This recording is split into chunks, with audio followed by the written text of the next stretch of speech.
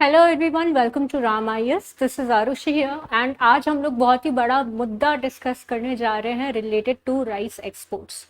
तो हाल फिलहाल recently Indian government ने राइस एक्सपोर्ट से रिलेटेड जो हमारी पॉलिसी है उसमें सिग्निफिकेंट चेंजेस इंट्रोड्यूस करें।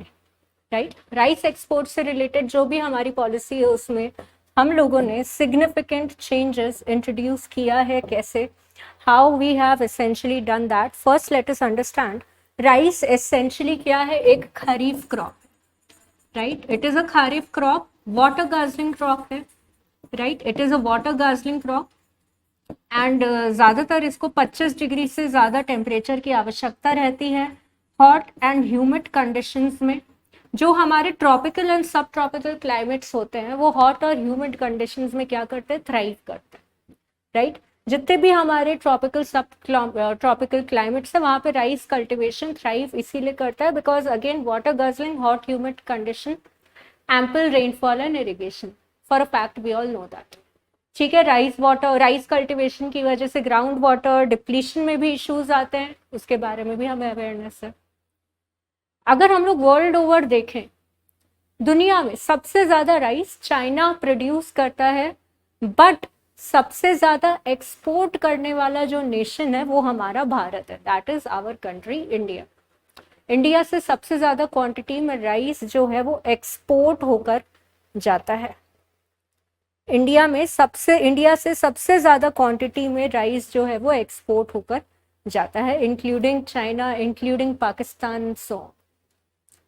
तो यहाँ पे अगर हम बात करें, इम्पॉर्टेंट ये आज की डेट में अभी अचानक से ये मुद्दा इम्पॉर्टेंट इसलिए हुआ है बिकॉज जब रशिया यूक्रेन का आउटब्रेक हुआ था और amidst the Russian Ukraine war, Indian government ने राइस के एक्सपोर्ट्स पे बैन लगा दिया था। बाद में as we all are aware wheat के एक्सपोर्ट पे भी बैन लगा था, राइस के एक्सपोर्ट पे भी बैन लगाया गया in order to ensure food safety, food security. Right, so food security को प्रायोरिटाइज करते हुए हमारे बफर स्टॉक में एफसीआई का जो मेंटेन्ड बफर स्टॉक है वहां पे ample quantity of wheat and rice जो स्टेपल है बना रहे, that is important.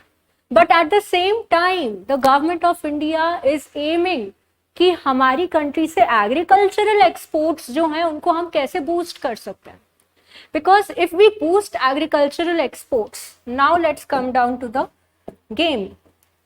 if we boost agricultural exports, तो यहाँ पे हो क्या रहा है, एग्रीकल्चरल एक्सपोर्ट्स को बूस्ट अगर हम लोग करेंगे,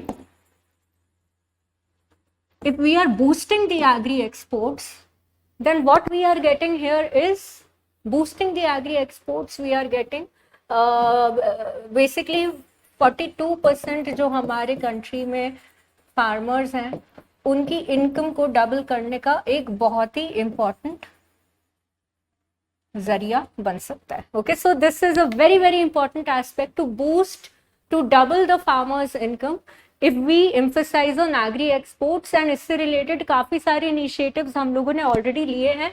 one of the key and the most important initiative is A2A, that is agriculture to aviation.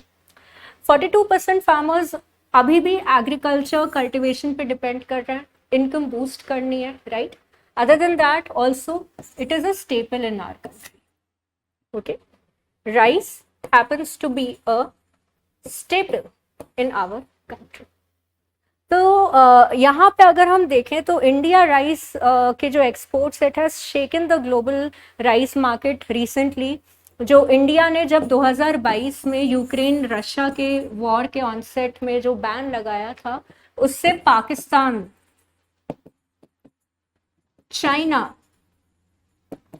South east Asian Nations को काफी भारी मात्रा में फायदा हुआ था। राइट, काफी ज्यादा फायदा हुआ था to countries like China, Pakistan and South East Asia. India का जो राइस एक्सपोर्ट मार्केट है इन अफ्रीका, अफ्रीका में हमारा जो भी राइस एक्सपोर्ट्स का मार्केट है, specially the broken rice export market, was actually literally it was captured by Pakistan. तो उस चीज को हम लोग इस तरीके से देख सकते हैं कि जो स्पेस, जो मार्केट शेयर इंडिया ने अपने लिए डोमिनेट करके कार्व आउट किया था, that was later on captured after the ban. So जाहिर सी बात है कि 2025 आज के समय में अगर हम लोग बैन लिफ्ट करेंगे, there will be a glut of the supply in rice in the international market, यानी कि इंटरनेशनल मार्केट में जो एवरेज सप्लाई चल रहा था, एवरेज सप्लाई के अनुसार जो राइस का जो प्राइस था दैट वाज समवेयर अराउंड $695 पर टन के हिसाब से $695 was the average price of rice, right? After India lifted the ban, the average price has now come down to $450 पर टन। $450 पर टन के हिसाब से जो राइस एक्सपोर्ट की में जो इंडिया का जो सप्लाई आया उसकी वजह से प्राइसेस इंटरनेशनल मार्केट में काफी कंसिडरेबल लेवल पे गिर गए। यानी कि पाकिस्तान एंड चाइना जो ऑलरेडी कैश ट्रैप्ड इकोनॉमीज हैं, we all know the prevailing economic crisis that is going on in Pakistan, जितनी भी हमारी कैश ट्रैप्ड इकोनॉमीज है लाइक पाकिस्तान, लाइक चाइना, यहाँ पे फिर क्या हो रहा है that they are losing out their market, they are losing out their market share जो उन्होंने बैन के दौरान वापस से गेन कर लिया था, राइट? साथ ही साथ इसके जो इस मूव के साथ इंडिया के जो टोटल एग्रीकल्चरल एक्सपोर्ट्स हैं, right, that has seen a boom, okay, that has seen a boom to somewhere around $50 billion। $50 billion के हिसाब से इंडिया के टोटल एग्रीकल्चरल एक्सपोर्ट्स में हम लोगों को बूम देखने को मिला है, ठीक? तो यहाँ पे ये आपका एस्पेक्ट हो गया, ठीक है, यहाँ पे आपका ये एस्पेक्ट हो गया, ऑलराइट। तो India aims to export agriculture and food products worth $100 billion. हमारा ऑलरेडी टारगेट है कि जो हमारे एग्रीकल्चरल एक्सपोर्ट्स हैं, कि जो हमारे एग्रीकल्चरल एक्सपोर्ट्स हैं उस पे $100 बिलियन तक हम उसको इंक्रीज कर सकें।